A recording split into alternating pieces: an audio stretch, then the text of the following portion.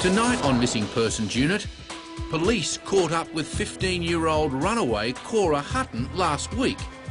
All she really wanted was her mum. You got butterflies? Yeah. That's good, it's all good, don't worry. So tonight she gets her wish when her mother flies in from New Zealand. But after being on the streets, how will her mum react?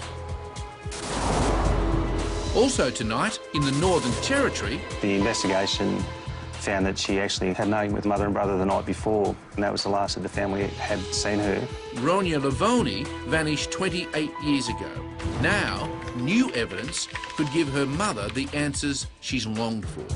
If you are watching me, please tell me that you are alive. 15-year-old repeat runaway Derek Cheong is in real danger. Some of the boys who he borrowed money off were threatening to harm him if he didn't return the money. Police need to find him before his credit runs out. And in Wollongong, police mount a full-scale search for 82-year-old digger Les Hicks. One of the boys in our squad saw some footprints. They were only going one way in. This time, police go underground to try and find their man.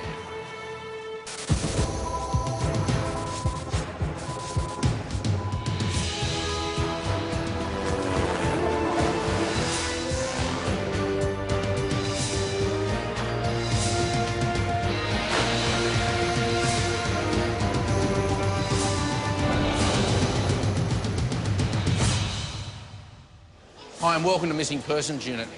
When it comes to missing people, one of the really difficult things for families and police is the agony of waiting. Just not knowing whether you'll see your parent or your child ever again. But fortunately, police do reunite over 90% of loved ones. And you're about to share one of those wonderful moments when a mother flies in 2,000 kilometres to be reunited with her troubled daughter. But first, in the office of the New South Wales Missing Persons Unit... Hello? Yeah, can I speak to Karen, please? Speaking. Karen, it's Senior Constable Gale from the Missing Persons Unit. How are you? Not too bad. Mandy Gale is talking to the daughter of 82-year-old Leslie Hicks. Les is a World War II veteran who 8 days ago walked out of his nursing home. He was last seen at the retirement village at 9:30, 10 in the morning. Yeah. He'd had a cup of coffee in the dining room. Then told the staff he was coming over here to my place, but he didn't come. Les is as tough as nails. He survived the war in the Pacific and 3 different types of cancer. But recently, he developed dementia and moved into a nursing home just a 10-minute walk from his daughter's house. Has he wandered off before, Karen? Never. He would only come here, and then, you know, if I wasn't home, he would walk back because he never would tell me when he was coming. You know. But, I mean, other than that, he only visited a friend of his in the next street from him. Yeah. And she hadn't seen him since the Thursday, I don't think. Because of his dementia, Karen looks after Les's finances. She divides it into daily envelopes to take to his local club where he plays Keno. We think that he's won money on the Keno on the Thursday night because he didn't pick up his envelope with his money in it on the Friday, Saturday or Sunday. Oh, OK. Yeah. So we think his numbers might have come out in the Keno. Yeah. That's why we sort of still believe that he's out there and he's OK. He's OK somewhere. You sound a bit shaky. I'm going to give you a number, a contact number that we use in here for family and friends of missing persons. It's a support service number. And they're great. So someone you can pick up the phone, have a chat to you if you feel like you need to talk to someone. So I'll bring that with me and just a few other things I can talk to you about when we come down and see how we go. OK. OK, Karen. All right, we take care and we'll see you soon. Thank you. OK, bye. Oh, my God. He sounds like such a battler. Health-wise, he's been through the mill and his daughter seems to think he may want some money on Keno and he's out enjoying that. But I'm really concerned, like it's been a week, so we'll get down and talk to Karen and see if we can come up where he might be. Across the office, Gary and Doug are meeting with Virginia Cheong. Gary Bailey. Hi, nice to meet you. And this is Doug. He's Her teenage son, Derek, ran away 3 long months ago. Thank you for saying that. Yeah, it's a bit of a worry this time, isn't it? It's just been too long and the circumstances are different. He's done it before. Yeah. He's run away before, but it's never more than 2 weeks. And each time I've been able to trace him, like, friends have been very helpful. Yep.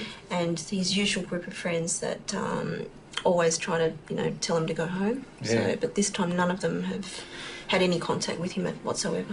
What I would like, if you can just give me a list of all the known friends and that and their phones. Okay. And I think coming from the police, it does sort of frighten them a little bit more, and they're likely more to tell us the truth than possibly you know, or not. What I'm really concerned is that he's hanging around with a totally different group of people who obviously they're financially independent somehow, who are older and possibly who are into the drugs and those kind of things. Derek is only 15. If he's hanging out with a bad crowd, he could be in real trouble.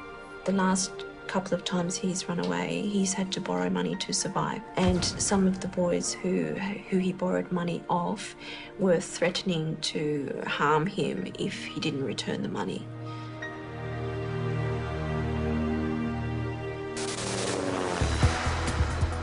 Out on the road, Mandy is heading to the New South Wales south coast to interview the family of 82-year-old digger Les Hicks.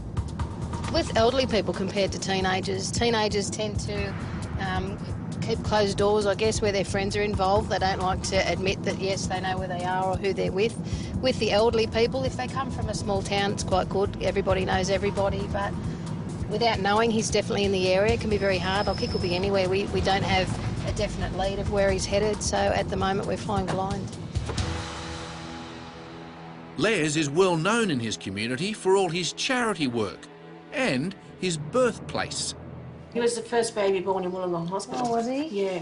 He'd give anyone the shirt off his back, He's very, very generous. Yeah. And he would do Meals on Wheels deliveries. Always doing something. Yeah, and he'd drive a bus and pick up all the blind people and take them to this farm for a craft day. This is all voluntary. So, yeah, good heart. I think he sounds really well liked. I think he'd have a lot. Oh, yeah. I think he'd have a lot of friends. So it's making me sort of think that if he was around, wandering around, people would know him. Yeah, we don't think he's here. No, that's what I'm thinking. It's quite possible he's got on a bus or got on a train and gone somewhere else where he's not as well known. Yeah, I think so. 8 days missing and not one word. Even if someone does find him, because of his dementia, he may not remember who he is.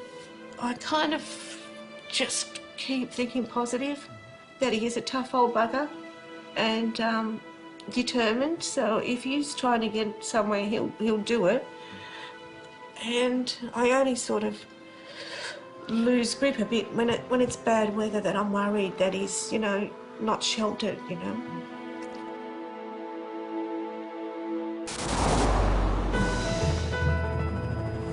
Back in the office, Hello, Yeah, is that Elaine, is it? speaking. Senior Constable Gary Bailey is on the phone to the sister of runaway 15-year-old Derek Cheong. Have you heard anything from Derek at all? No, but I have heard he's been around. Have you? Who sort of told you that? His friend, his mutual friend that works at this bread shop in Hurstville, and he's actually seen him. Bread shop, is it? Yeah. Have you got an address for that bread shop? It's on Forest Road. It's a Vietnamese one, I think, an Asian one called King's Hot Bread.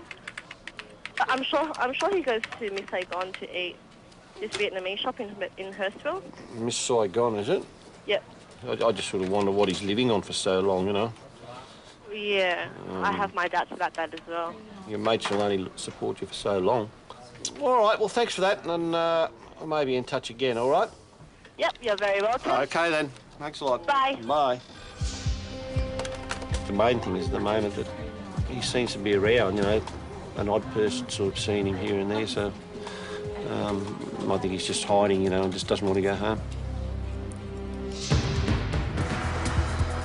In the search for teenager Derek Cheong, police are following up a couple of leads Derek's sister gave them.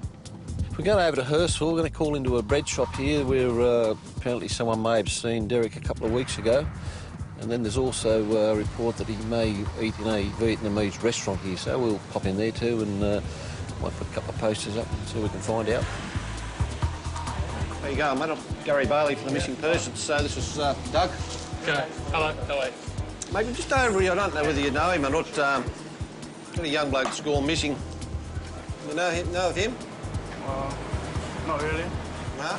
I've seen him walking around. Have you? So you don't know what it could have been, what, a week ago, 2 weeks ago or something? Or?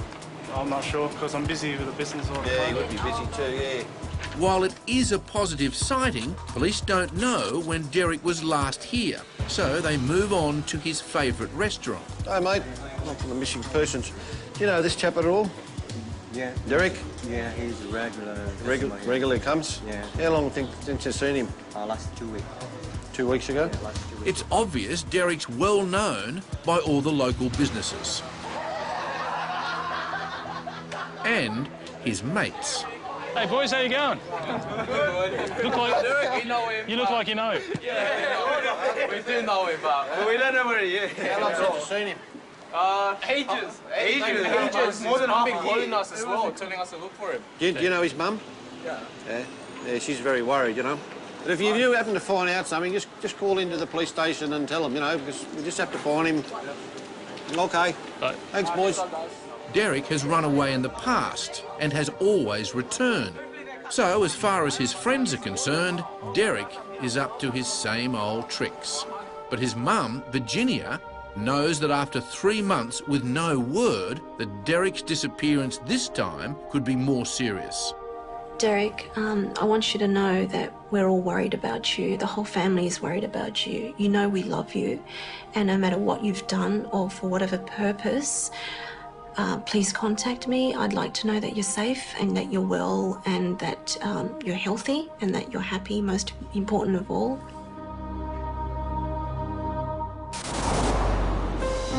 Back in the search for war veteran Les Hicks, his daughter Karen and son Steve are showing local cops through their dad's flat. And clothing, is there anything you know that's missing?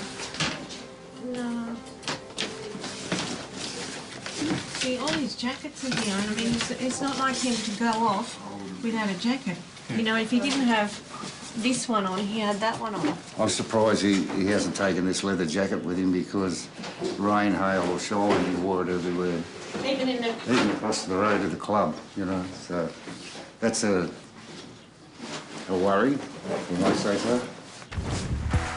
Outside, the police rescue squad are scouring the grounds for any sign of him. You look for tracks on the ground, usual footprints and that, grass being squashed down. When you're walking through bush areas, sometimes there's spider webs. So if you get the spider web in your face, you pretty much know that they haven't been through there. Nearby, Mandy is checking a walking track between the home and Les's daughter's house. This was an area our missing person used to walk past quite frequently to get to family's house. And there's nothing to say he hasn't come this way and fallen back in. Back inside... He hasn't taken his glasses.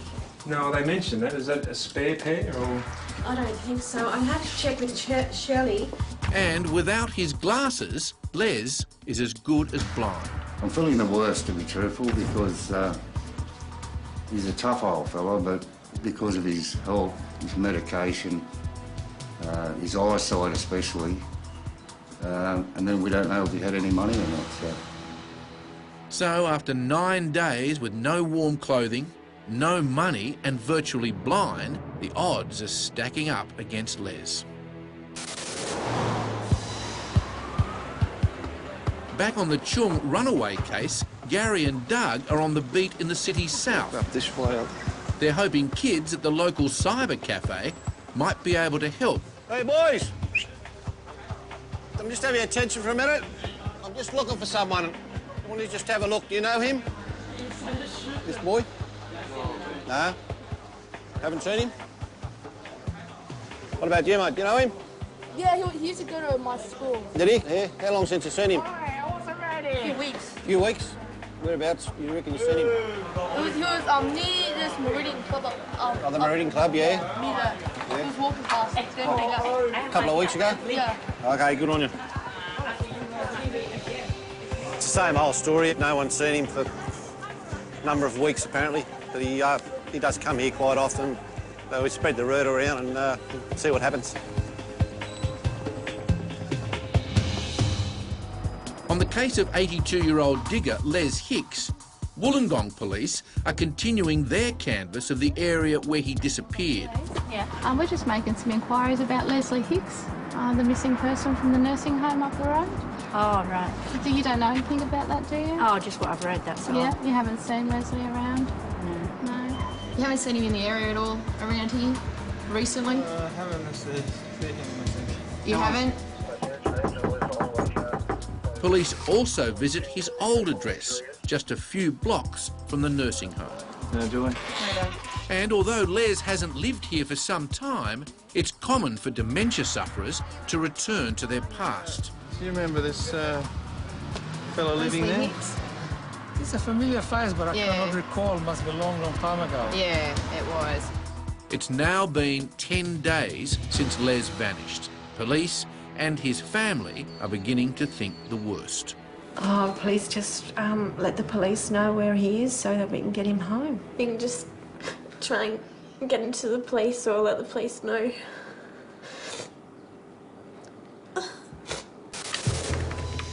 Last week, we brought you the story of runaway Cora Hutton. Cora was sent to Sydney to live with her Australian nana, but soon after arriving, she ran away.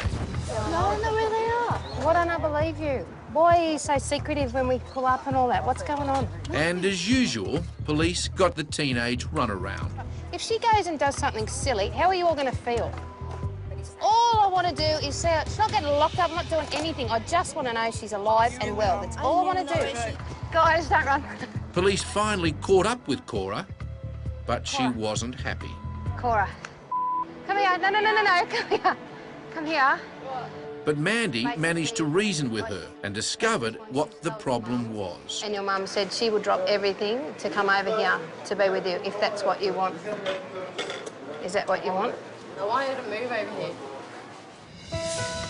Well, now, Cora might just get her wish. It's very exciting for Cora today. We've been in contact with Carmen, who's her mum, and she lives in New Zealand, and she's actually flying out this morning, which is really exciting for all of us. So hopefully have a nice big reunion and sit down and talk things out and hopefully sort something out that everybody will walk away happy.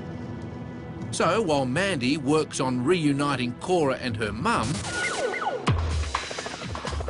in Wollongong, there's a breakthrough when police get a confirmed sighting of 82-year-old Les Hicks. A huge search by police and volunteers is about to get underway. He confirmed it was him, and he did make the point of saying that he had those track pants on and those clothes, and he was covered in grass. At that time, our witness was unaware of the status, I suppose we call, of Mr. Hicks, and he just presumed that he lived around this area. Air Wing Base, stand by for Follow 1. Follow 1, standing by. Les was last seen near a series of deep coal mines, steep, rugged, and easy to get lost in. There's a lot of tracks up there that are four-wheel drive tracks, fire trails. What we're going to do is four-wheel drive searching and a bit of foot, just depending on the conditions you encounter up there. There's also ruins and a washery that they call up there. We'll get the dog squad to just do a extensive search in that area just in case. At 82 years old, with little to survive on, things are becoming far more grave for Les Hicks.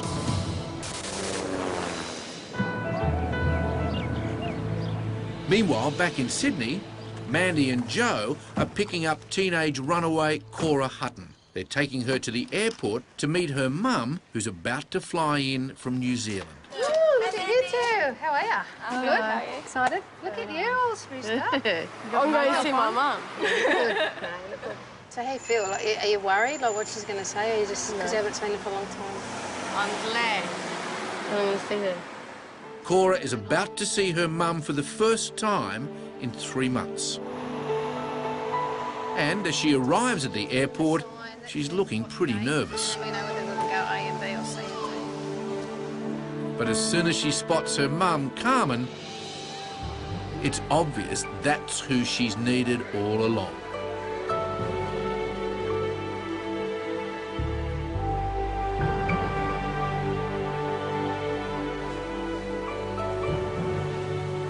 Initially, it's a wonderful reunion for mother and daughter. And the result Mandy and Joe have been hoping for. But unexpectedly, Cora's nana turns up, the person Cora ran away from.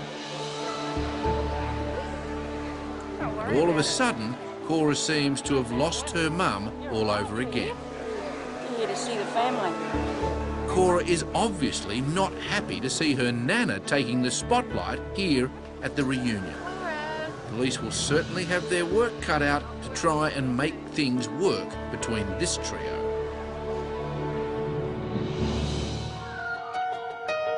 In the Northern Territory's Missing Persons Unit, police in Darwin have reopened the 28-year-old mystery disappearance of Ronya Lavoni. Ronya was aged 15 at the time of her disappearance back in 1980. By all accounts, she was a very popular girl. She had a lot of friends with school.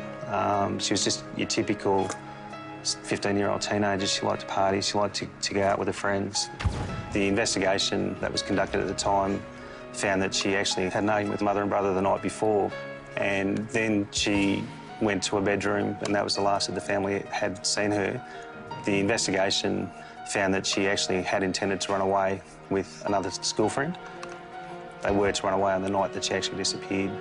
But Ronya did not run away with her school friend Sarah that last night.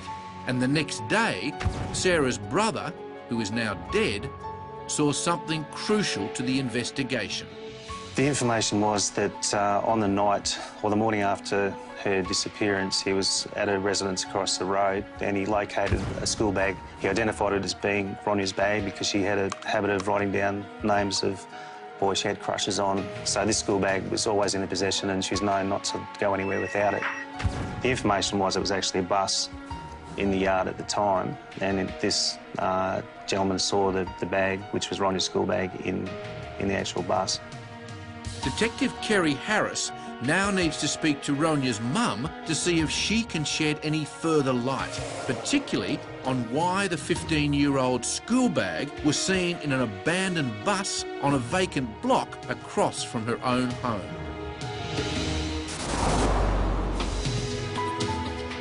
At Sydney Airport, Cora's nana realised she was not welcome and has gone home.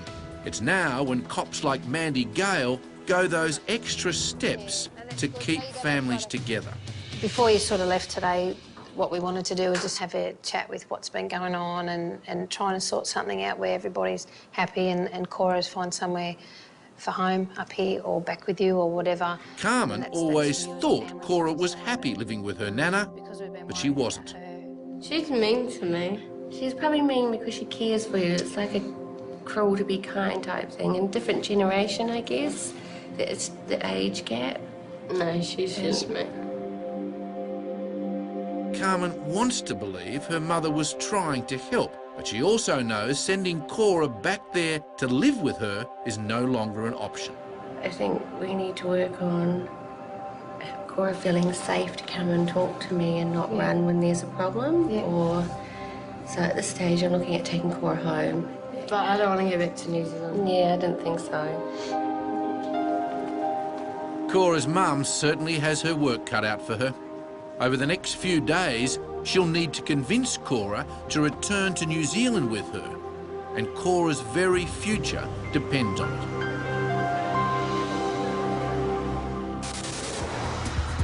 Back in Darwin, Detective Harris is on his way to interview the mother of long-term missing schoolgirl Ronya Lavoni.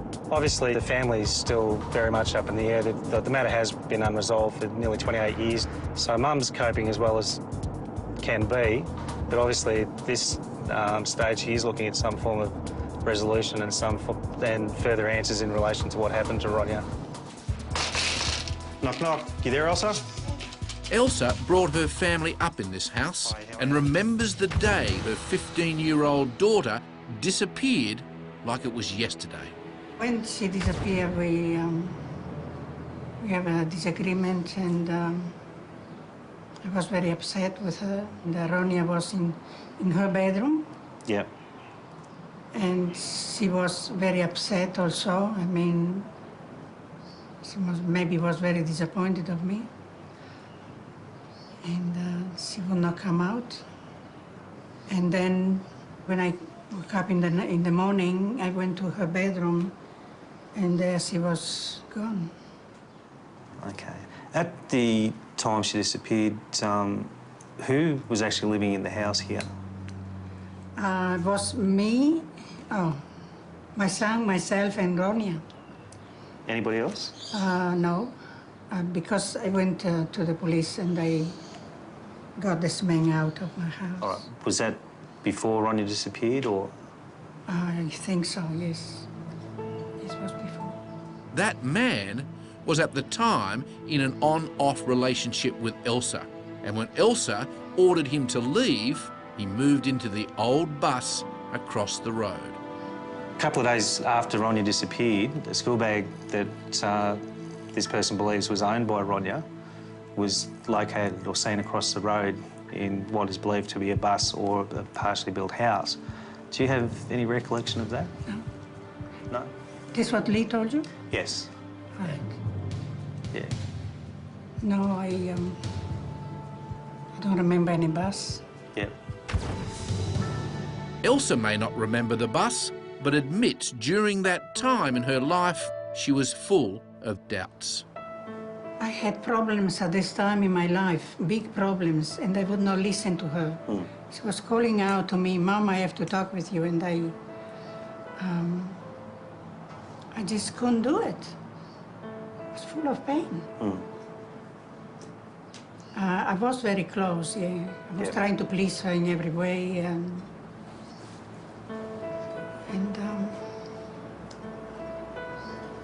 just after she disappeared, just gone forever.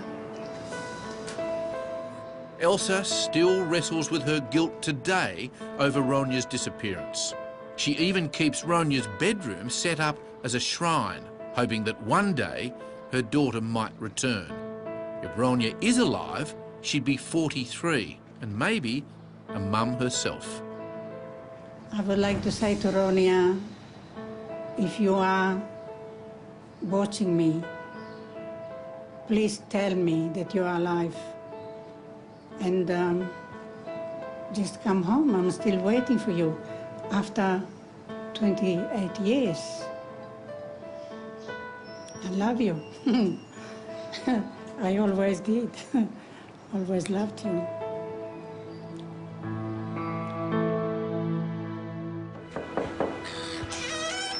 Hi Sarah, how are you? My name's Kerry Harris. I'm with the Missing Persons Unit in Darwin. Yep. I've spoken to you on the phone. Police are meeting with Sarah, the old school friend of Ronia Lavoni. What can you tell me about why you and Ronia wanted to run away? She hated her mum's boyfriend. Absolutely despised him. And what sort of arrangements had you made? I was going to meet her the next night on the Moyle Oval at about 7. Yep. And we were going to leave from there. All right. Was anyone at that stage aware that you were going to run away? Was Elsa's mum's boyfriend, anyone? Nobody. Nobody? Okay. No one. And since that night, way back in 1980, nobody has any idea what happened. At least, not until Sarah's brother came forward to police. Lee rang me one day last year, later in the year, and he said he remembered something about Ronia.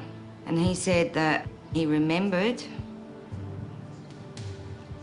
a bus, a high house or something across the road, and there was a bus there. And he said something about her school bag, that he went there one day and it wasn't there, and the next day it was, or it might have been the other way around. And I said, why didn't you, all those years ago, say something to the police about this? And he said, because I was too young and I was never asked. But since this has come about, which wasn't probably just over a week ago, my brother passed away.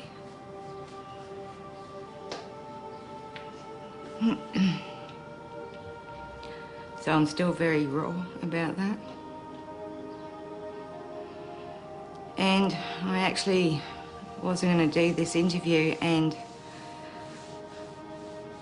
I I thought if I did it, my brother would be very proud of me because I would say it's from his information that they're going to find out what's happened to her. Simulate HVP stuff if you can sort of... Back in New South Wales, a search party of more than 100 police and volunteers is scouring a working coal mine. They're looking for 82-year-old digger Les Hicks, who's now been missing for 10 days. At the same time, mounted police search fire trails in the area. Because we're up high, you'd see a spot of colour in the trail quicker and sooner. You can direct people over to that area to search. Further up the mountain, Oscar, New South Wales's only cadaver dog, does his bit. In a search like this, you've got a large area that we're identified that possibly a victim is in. So using a dog that's got a far superior nose out here can limit the search time dramatically. In addition, we're able to locate clandestine graves, so something that visually we don't interpret as someone underneath the ground. The dog will be able to come along and go, yep, there it is there.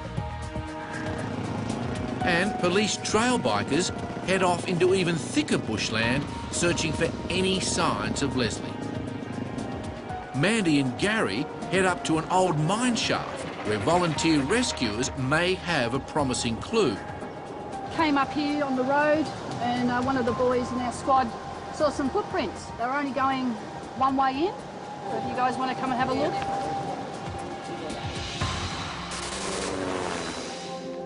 look. Back in the case of Ronya Lavoni, Darwin police have taken her school friend Sarah back in time 28 years.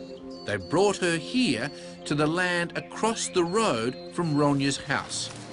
Okay, this is a park where Ronya and I were going to meet at 7 o'clock that next night. Yep. Before she went missing, and run away together.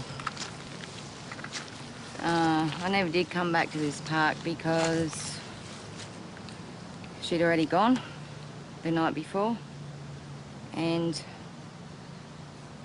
actually this is the first time I've ever been here from that night. Mm-hmm.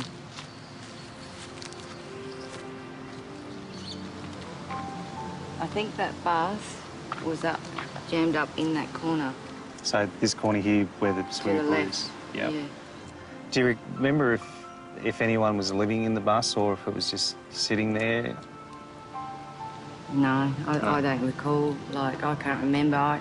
All I know is that there was like a bus in here and we could see that from Ronya's house, this oval.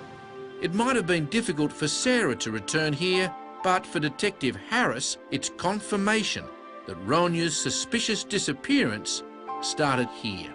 Well, Sarah's recollection today coincides with the information I had from Lee's statement, and she's indicated that there was a bus here. And when we spoke to Elsie yesterday, she stated that she didn't recall any bus. And just having the mere fact that Sarah's able to point out where she believes the buses be corroborates the information I have received from Lee. Back at the Wollongong coal mine, police and volunteers have followed one set of footprints into the mine shaft. What we were doing, we'll just stay on the left-hand side because it's a lot safer, it's a lot muddy. While Mandy and her team go deeper into the mine shaft, outside, the police air wing has started searching. Rescue 71, just for information, we're about 5 minutes out from Robinson Street, Corrimal. Do we have any further updates regarding this missing person? Rescue 71 to Polly 1, if you just conduct a search to the west of Taylor Place, encompassing the escarpment area. With the help of their special on-board camera, they can zoom in to specific areas. Polly 1, copy that, kilometre north and south and out to the escarpment area. If Les is down there, they have every chance of saving him. Back on the ground, searchers have emerged from the depths of the mine shaft with no sign of the elderly war veteran. So, after 6 gruelling hours of searching this rugged area, things are looking even more grim for 82-year-old Les Hicks. Back at the Darwin Missing Persons Unit, In the case of Ronya Lavoni, Detective Harris has actually tracked down the man Elsa threw out of the house. The man then seen living on the bus. We've just had immigration checks come back on the person we'd like to speak to, and he has actually been overseas. Confirmed that he is back in Australia and is living back at the guest house. This person hasn't been spoken to previously, so now we've got the perfect opportunity to talk to him in relation to Ronya's disappearance. There are serious concerns as to what has happened to Ronya, and those concerns centre around our POI. He needs to be spoken to, but if he's spoken to, obviously I'll need to take someone with me because we'll need to get a statement from him. Get his version of events down, lock him into a story, and see how we go from there. If at any stage during the statement that grounds do arise, then we'll caution him. And maybe look at options including arrest. That'd be my recommendation to you. This next meeting is critical. It could finally mean closure for Ronya's family and friends. Back in Wollongong, police and volunteers have been going at it now for almost 8 hours in their search for 82-year-old Les Hicks. We've had Polair out, we've got the police horses, we've got the dog squad, there's bikes, there's trail bikes, there's SES. I mean, we've got everybody, as many people as we can round up, and we've covered a fairly extensive area from the last place, the last confirmed sighting of our missing person. We've covered a huge area and doesn't seem to be up here, so I guess at this point we'll go back down to the command post and get retasked, and you know, in the meantime we just wait for the phone to ring and another sighting. But when they get back to the command post, bad weather has forced the search to be called off. We covered roughly about 4 kilometre square grid. All in all, the aerial search, they covered an 8 kilometre square grid when they did the sweep. Again, unfortunately, nothing came up. So unless we get further information from the missing persons unit or the detectives, we'll come and see you again. Thank you so much. After so much searching and hope, the disappointment for everyone is obvious. Between Bars and I, like, we've had cases that have gone either way. You know, you have extensive searches for people that, you know, you believe may be in an area, and, you know, every day you get another phone call, gets your hopes up, and you just think today'll be the day, you know, we're going to find them. But reality is that, you know, all cases don't end like that, and it breaks our hearts. And, you know, you wish there was more you could do if we had a crystal ball and just knew the exact place to look. But reality is it doesn't work like that, so.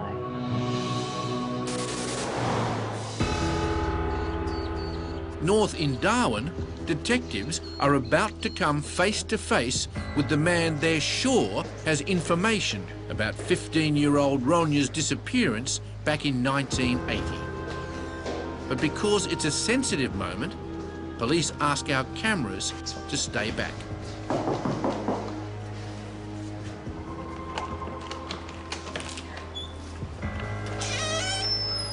Anyway, my name's Kerry Harris. I'm from the Missing Persons Unit in Darwin. We'd like to talk to him in relation to Ronya's disappearance back in 1980. This person of interest does remember Ronya. He also confirms he was involved in a relationship with her mother at the time, before being told to leave. Obviously she's still missing, but we just need to find out exactly what's been going on. It's just a statement from you, that's all we're looking for. When would you be available? The man agrees to later meet police at the station and make a full statement. OK, we had a good result. He hasn't been spoken to before, and this is the first contact he's going to have with police in relation to Ronya's disappearance. And given that it's 28 years ago, memory and recall might be a bit of an issue, but I'm hoping he can really fill in the gaps as to what happened with Ronya and on the night she disappeared and the circumstances that led up to her disappearance. So from this point, the case of Ronya Lavoni's suspicious disappearance will be handed over to Darwin's Criminal Investigation Unit. Meanwhile, back in Ronya's untouched bedroom, her mother Elsa prays for her daughter. Ronya was, to me, a gift from God. She was like an angel. But I've been crying and crying all these years for Ronya because Ronya was so deep in my heart. I would like to pray to God for my daughter, Ronia.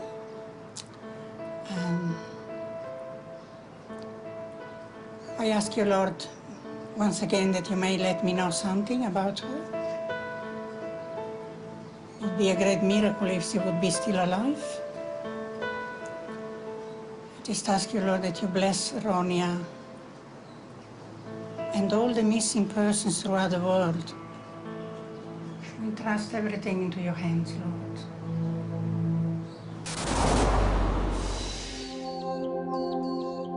It's been an emotional week for teenage runaway Cora Hutton. After refusing to go back to New Zealand with her mum, she has had a change of heart. My mum bought me a ticket to New Zealand yesterday, so I'm going to go with her back to NZ. And then we're going to come back and she's going to live here. So we are going to live, I mean. And when Carmen returns from a job interview for a teaching position in Sydney, it looks like Cora might get her wish to stay in Australia. And they said everything looks great. I shouldn't have any problems getting a job, and my qualifications should be fine. Cora wants to come back, don't you, Cora? So she has to behave. Set some goals for her and strategies for not running away and staying home and communicating effectively. And letting her know there's lots of people that love her and she just really needs to be honest with people. And it seems relations between Cora and her nana are even thawing. Take care. I'll see you again. Yeah. Get it right this time, mate.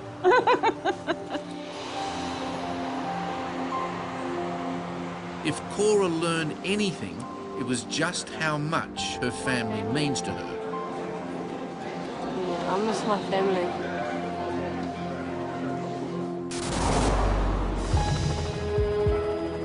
After the disappointing result in the Les Hick search, Gary ends the day on a high with a great result in the Derek Cheong runaway case. We've got some news that he's finally returned home, so we're just going to go over and see how he is, where he's been and what his plans for the future are. Derek, is it? Hang on, mate. Gary Barley, missing persons. Mate, how you going? Oh, sit down, a bit of yard here? Yep. Oh, dear. So what have you been doing, dealing with yourself? Oh, I just went to a mate's place. Just Yeah. So what's the story now? Are you sort of back at home now, or...? Yep, working now. Back living with Mum and Dad? Yep. Mate, what's actually happened? Because when we were looking for you, you seemed to be a sort of king of the kids here. Everyone knew you, and you know, there's Derek, and they're all sort of laughing that when they seen your picture and that. And... Yeah, word gets around. Yeah. And what sort of happened since then? Sort of you sort of seen the light a little bit? Yeah, no, the whole street thing's pointless. Yeah. Like I saw that years ago. Yeah. Just never gotten around to do something about it. Yeah, you reckon you've done something? Yeah. Well, it looks like, you know, but what's this work full time, is it, or? Basically. Is it? Yeah. Well, until I go back to school anyway, then it'll just be weekends. Yeah. Well, that's good. It is good. So good that Derek decides to treat Gary to a thank you dance. Derek's looks like he's in good spirits at the moment. He's turned the corner. Instead of running around streets, he's now got a job. He's thinking of going back to school, so it's all good stuff, so he should be right.